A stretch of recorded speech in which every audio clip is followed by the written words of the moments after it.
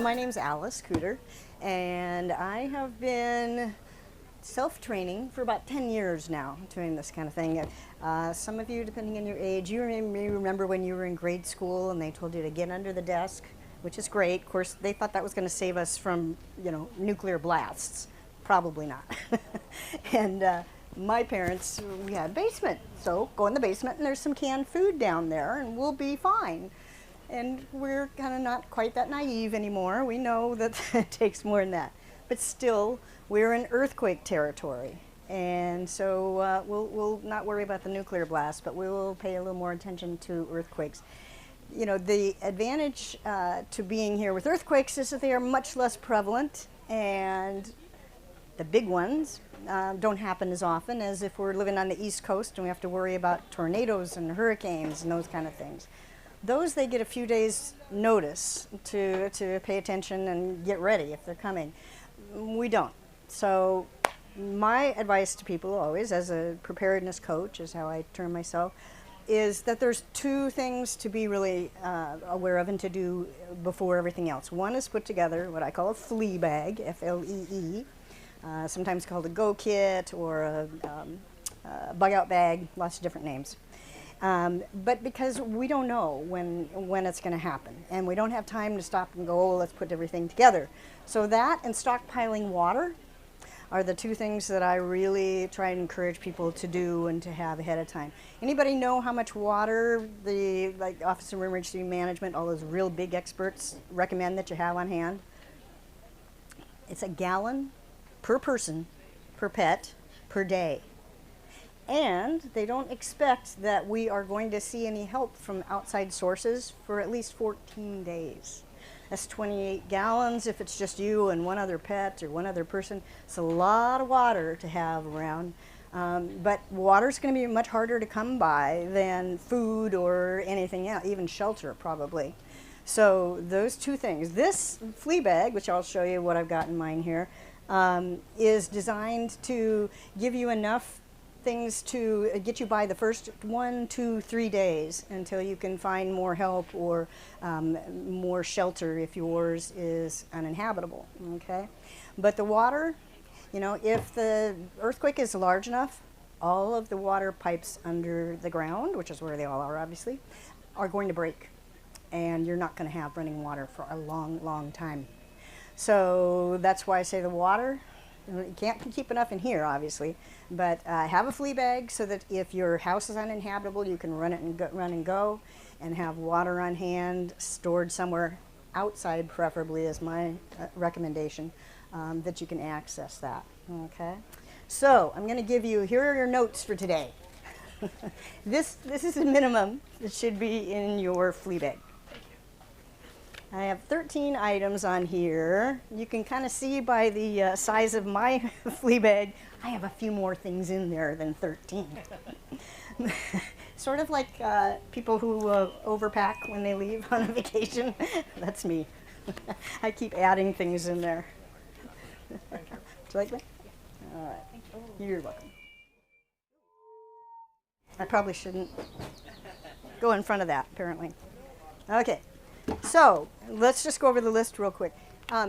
You can buy emergency kits anywhere online. There's a zillion different places, right? But what they don't tell you is you need things like your prescription medications. Okay, you're not going to be able to go to the pharmacy and refill, right? So you need to plan that ahead of time. Things like, some of them are obvious: protein bars, bottled water, a whistle. That's not all that obvious, but easy to find. A first aid kit, sanitary wipes. A solar phone charger is worth investing in. They aren't terribly expensive. You can get one for 30, 35 bucks online, a fairly decent one. And you're going to hope that you have one of those. You can also get, there's a lot of combination things now, like flashlight, radio, solar charger, USB port, those kind of things. So recommend that you look into getting something like that for your bag. Again, prescription medications. Now, most doctors are not just going to say, here's an extra month's worth, and you've got to count on you may not be able to get a refill for 2 to 4 weeks. One way to do that is to, every time you go to get a refill, just ask for it a couple of days earlier than you would otherwise. They'll usually kind of give you some fudge time that way. And that way eventually, slowly, you'll build up. And you always want to be rotating those. So when you get this month's supply, you take last month's from the flea bag and you rotate them through, okay? So that eventually should get you there. Sturdy shoes. Two things that are the most common source of injuries after earthquakes are stepping on broken glass, especially if it happens at night when you're in bed, you're not wearing shoes in your bed, okay? And things falling on your head. So those are the things we want to protect against. Is you want to have shoes that are not going to, glass isn't going to go through, and as much as you can, protect your head and your neck from things that are falling on you. Cash and small bills. This is another one you're not going to get in a prepaid kit offline. And when I say small bills, you want 1s and 5s and 10s, because they're not going to be able to take credit cards, for one thing, if you do find a store that's open. And even if they are taking cash, you don't want to pay $20 for a loaf of $5.95 bread because they don't have change to give you, okay? How much should you have on hand? I recommend at least $1,000, okay? I thought that was, I used to say 100, and then I had a friend who went through Katrina, and she went, you need much, much more than that. She said, that's not going to take you anywhere. So it's, and again, you don't have to put that aside all at once. Put aside, you know, $100 a month or something for a year, whatever. A rain poncho, that's pretty obvious, especially around here. Mylar blanket, also known as the space blanket. Those have a whole lot of different great uses, and they're so compact and not very expensive, a couple of bucks, something like that. Copy of photo ID, and actually I say important documents overall to have uploaded to a cloud, because you want to be able to access them later, especially if you have insurance policies that companies are going to want to try and find reasons to deny. If you don't have a copy of your policy, your homeowner's policy or whatever, that's going to make it easier for them. But mostly the photo ID, so that the first few days when there's mayhem all around and they need to know who you are, or heaven forbid you are not conscious to tell them who you are, that would be in your bag. Okay, so those are the basic things, and actually when I say that the poncho, I really recommend that you have a change of clothes, so more than just, but that would at least keep you dry. Okay, so this is my favorite type of flea bag, one with wheels, okay, and with carrying handles. You can also just use luggage, a duffel bag, anything like that you've got on hand. Don't go out and buy anything expensive. These things are only going to have, most of the time they're just going to be sitting around. And when you do use them, it's going to be a couple of days of semi-hard wear on them. So go to the secondhand store. You can get one for $10 is kind of the average price that I've been paying. But yeah, that's the reason I say the wheels is there's a couple of reasons. One, you don't know that you're going to be in great health when this happens. Okay, you don't know. There's been like 3 years where I've had either a bad leg or a bad arm where I could not have carried a kit with me. So I want something on wheels. Also, if you've got kids that that are going to be part of your entourage, they could help carry or roll something on wheels, whereas they're not likely to be able to lift a duffel bag or carry that very far. Okay, so what all you put in here is going to have to do with how much space you have and how much you have on hand. But I do recommend putting together a little list and having that on the outside somewhere so that you know before you even have to go through what's in there. And somebody else could benefit from that too. So the thing that takes up the most room actually does tend to be the extra clothing. So we don't know what season it's going to be. You don't know if this is going to be in the middle of a snowstorm or a heat wave or somewhere in between, So you want to try and do, if you've got the room in there, have clothing that is appropriate for different seasons. I'm more worried about being cold than hot, so I tend to do that. So now the other thing, if you've had your flea bag around for a long time, many of us change sizes over the course of the years, and all of a sudden I went back and went, I wouldn't fit in those anymore. I need to rotate out the size. So, and I like plastic bags because we're going to be, again, it could be raining, you could be a lot of things that you're really going to want to protect from water. So this just means you have extra bags, whether or not you actually needed them for that. Underwear, toilet paper. This is my solar charger. Now, I had one, and I got a pretty cheap one, and I didn't really know anything about them. And then this last couple of months ago, I started researching them again and realized they really come in a lot of different powers. So this one has like 3 different charging screens. I'll take that out later, I guess, if you want to see that. Now we all know that N95 masks, because it could be too that there's going to be a lot of stuff in the air. Think about tears, artificial tears too, because it could be very painful to have dry eyes for that whole time. I love these little cinch sacks because you can put all kinds of stuff together and not have to then be rooting through this. So there's everything from a jumbo bottle of aspirin to duct tape to, and as I kind of get things come to me, I go, oh, that'd be good for the go kit. Throw that in there. Somebody gave me a little sewing kit. I'm like, I don't need a sewing kit. Okay, well, I might for in here. So I throw them in there. Chocolate bars, I'm sorry, but you have to have some comfort things. When I make these for other people, I'll usually put a little bottle of wine in there. Maybe a stuffed plush toy of some kind. Here are my shoes. Of course, you need some water. You don't need tough. I'm more concerned about having a reusable bottle that you, when you do find water, to fill up with. So it's as much the water bottle as the water itself. Some glow sticks. No, I have another one of these. What else? These are flashers that have, let's see if hopefully the batteries are still working. Yes. So this kind has all kinds of different flashing signals you can use. Okay.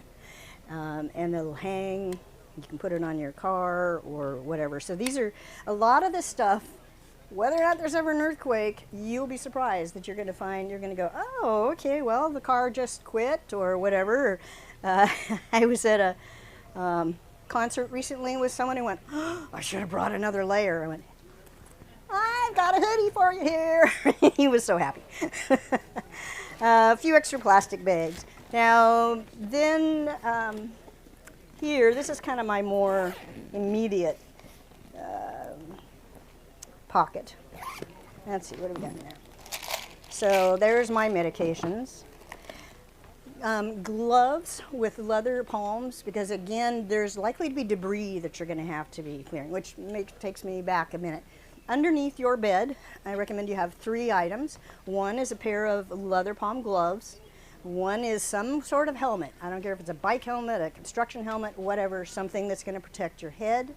And then the shoes that we talked about already, okay? So those 3 things, if it's happening in the middle of the night and before you can even get to your flea bag, perhaps those 3 things could save you a lot. This is my combination radio, flashlight, USB. I've got, this is just all kinds of different stuff. Matches, pepper spray. What else is in there? My eye drops. Narcan is something that I've started putting in. I don't know if you all know what that is. It's a for in case there's an opioid, someone's having an opioid overdose. These days we don't know. And what else? This is a tourniquet. There's a great program that the city of Seattle puts on called Stop the Bleed. It's very simple, but they teach you about using tourniquets, and that bleeding out is the main way that people don't make it through a crisis, someone you come across. So it's very nice to know that kind of information. Power bars, keep in mind the protein bars don't last very long. They're good for 3 to 6 months, and then they're going to be really nasty. So that's something you need to get back to rotating out. Put it on your calendar. Just put on your calendar every 3 months. Check my flea bag for things that need to be rotated. Okay. If you have a pet, don't forget them. Whether you need a leash and hopefully a little food if you want to put a little kibble. But again, I don't worry about it as much about finding food during emergencies like this as water. So, and then eyeglasses. If you don't have perfect vision, you want at least some dime store glasses in there. What else have I got? Anything else in here? I think that's it. I have a question. Yes. About the light radio company. Yeah. Mm-hmm. Hand crank. This is a hand crank. I do recommend those or solar. You know, a lot of times people will say, well, battery powered, but put extra batteries in. Okay. Guess what? Probably all the batteries you put in there, we're all going to die at the same time. So that's why I kind of prefer something that you don't have to depend on that. All right. So from there, what I do is just give you kind of, these are my PowerPoint slides. Do you like these? Okay. So first one is do not assume that help will arrive soon, because it's not gonna. Okay. We are talking about 14 days probably, and if they're saying 14, the cynic in me is saying 21. I don't know. But the thing is that the emergency management and the city and all of those folks, they have got priorities that are probably bigger than our little house. Okay. So you got to figure out that until help arrives, you are the help. One of the first things, two things that I learned from Office of Emergency Management 10 years ago when I started doing all this, one was the 14 days. They used to say 3 days, 3 ways, and they went, oh my God, what were we thinking? 3 days is nothing, there's no way. So the 14 days, and the other is that your most valuable resource outside of your home is your neighbors. You need to know who your neighbors are. You don't need to be best friends. You don't need to know each other's life stories. But no one is going to survive on their own. I don't care how well your household is prepared. You're not going to survive on your own, okay? Not for any way that you're really wanting to. So knowing your neighbors, who they are they at all prepared? If they're interested in having a little get-together to say, is somebody a nurse? Is somebody a... You know, what are the skills that we have here? And, you know, you've got a propane barbecue, we've got a freezer, we've got whatever. So it's really going to be a community effort to survive after all this is over. So get to know your neighbors. Let's see, one crisis at a time. We kind of talked about that. You don't know what physical liability or disabilities you may have at the time. You don't know what the weather is going to be. You don't know if you're going to be the only one home. Now, where to keep your kit? I actually have two. I have one in my car, because pretty much in my trunk, because my car is pretty much wherever I am for the most part. If you don't have a car, that's a different story. But and the other one is in my bedroom. It's right by the door so that I can grab it and go. That's what this one on the wheels is. You don't have to have both of those, but you know, if you're gonna do one or the other, and you do own a car, that's probably the route I would go. Yeah. Would you pack anything different in the car kit versus the home kit? I have a little less in there because I'm probably more mobile. But keys to the house and the car, you do want an extra set of those, not necessarily in the pack, but somewhere outside of the house. I like to put them in a contractor's key box, but those are usually combination locks. And be aware that when something like this happens, your brain is not going to be functioning as well or as quickly or as expertly as usual. So give yourself a really dummy code. And now, I know usually they're going to say, well, you don't want somebody to come and find that and be able to guess your code and get right in because it's 1, 2, 3, 4. But I'd rather hide it somewhere that someone's not likely to see it. And then when I go, because I may not remember my birthday when it comes to that, I don't know. But come up with something like that. And I know car keys are not cheap to have duplicates of, but consider that. Have a copy of both your car keys and your house keys somewhere outside the house. That's the other question that sometimes people say, you know, where in the house should I hide things? Your guess is as good as anybody else's. You don't know. You don't know what's going to happen, whether your house is going to survive at all, whether it's going to be perfectly intact, whatever.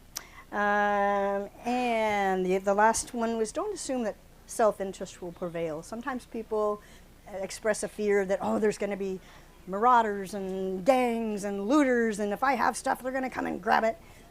History shows, and research shows that usually when things like this happen, people are at their best, not their worst.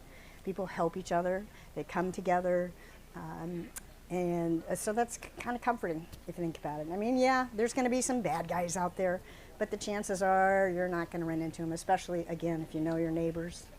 I'm thinking right now of putting somewhere outside, on the outside of my house, sort of a sign, not anywhere too obvious, but that tells people, you know what, if I'm not here and it's an emergency, here's what you'll find inside, or here's where you'll find it. Here's where my water supply is, whatever. Okay, so that's what not to assume. Top 3 priorities after a quake. Check on the people and pets around you. See if everybody's okay. Then the next big one is to shut off the utilities. This is the most important if you have gas, natural gas. Know where your gas meter is, know how to turn it off. If it's still kind of an old-fashioned one that requires a wrench of some kind, consider buying an extra one, putting it in a plastic bag, zip tying it to the meter itself. Because you're gonna go, where the hell did I put my wrench, or where, you know, how do I do this? So you want to dummy proof for yourself as much as you can. Electricity and water are less concerning because they aren't going to cause explosions. And electrical, typically only if you are seeing sparks or smelling burning wire, then you have to worry about it. Otherwise, don't be too concerned about that. Water, again, as I said, the pipes are going to be bursting underneath, so don't flush the toilet, because instead of that taking things away, it's going to bring everything into your house, and you don't want that, okay? So just shut off the water is a good idea so that nobody is trying to do that, and they can't. All right? And the third one is to communicate your condition. You probably know that phones are not likely to be working. Texting is, they're saying, our best bet. Probably won't be as instantaneous as it is right now, but it probably will eventually get through. And you want to have a communication point somewhere far enough away from Seattle that the catastrophe is not likely to have affected them. If you've got relatives in Colorado or Delaware or whatever, designate those people, let them know. If you hear earthquake happen, you're the one I'm going to be calling to tell you I'm safe. Here's where I am, here's what time it is, that kind of thing, okay? And then everyone else you know in your family, especially if you have other family around here, has the same connection point, so that if that person doesn't hear from anyone, they know to let the rest of you know. And you've got a centralized point of communication. Okay, commonly overlooked needs, a lot of these are in your flea bag, okay? The pet supplies, that's a big one. And if you get to a point, if our homes are not habitable and we're looking for evacuation centers, they will often not take pets. So know that beforehand, okay?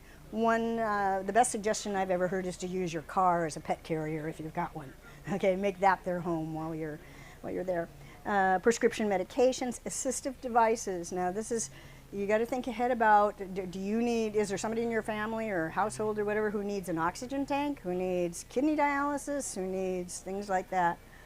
This is also good information for those communication hubs. If you've already talked or been to the presentation on communication hubs, this is the kind of thing they're excellent at, is taking in information like this and matching people up with their needs and their wants and that kind of thing. So they can tell you where is dialysis available, who has extra oxygen tanks, that kind of thing, okay? They will not have food and water for you. That's not what the communication hubs are about.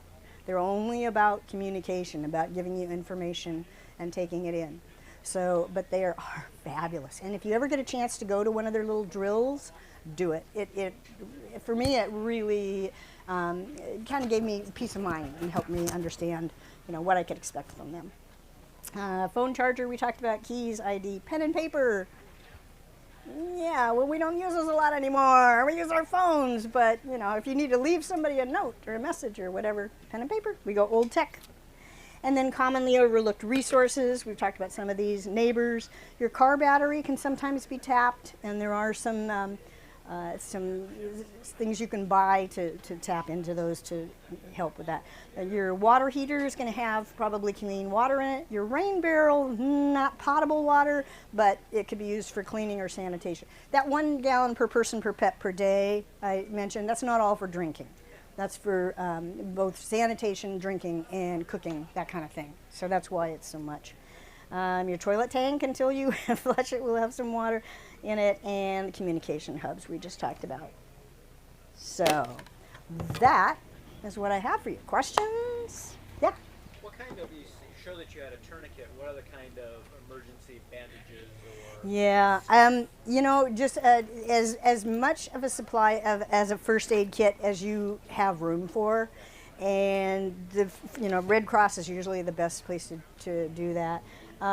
I do have a website. I provide a lot of this kind of information free to the community because that's a big priority for me, but I also am trying to bring in a little income so that I can continue to do that.